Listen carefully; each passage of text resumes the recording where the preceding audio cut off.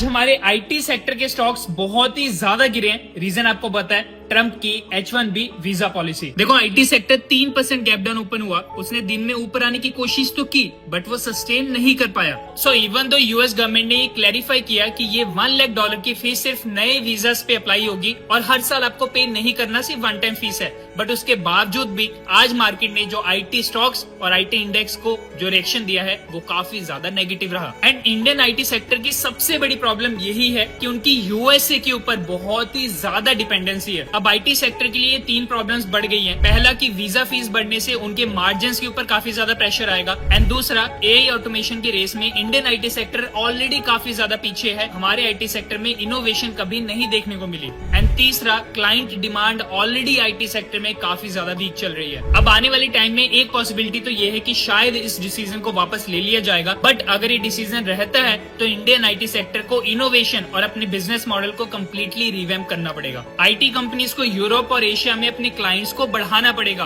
बाकी पूरे इंटरनेट पे ये बात बहुत हो रही है कि ये टैलेंट पूल जब इंडिया वापस आएगा तो इंडिया के लिए लॉन्ग टर्म में बहुत ज्यादा फायदा है। बट आप ये भी तो सोचो कि क्या उस टैलेंट पूल के लिए इंडिया में वो इंफ्रास्ट्रक्चर है कि हम उस टैलेंट को रिटेन कर पाएंगे और उनके टैलेंट को जस्टिफाई कर पाएंगे। इसलिए शॉर्ट टर्म में आईटी सेक्टर के अराउंड काफी ज्यादा अनसर्टेनिटी है। बाकी आप कमेंट्स में बताओ कि आपको क्या लगता है। एंड ऐसे ही कंटेंट के लिए पेज को फॉलो कर लेना। Investments in securities market are subject to market risks. Read all the related documents carefully before investing.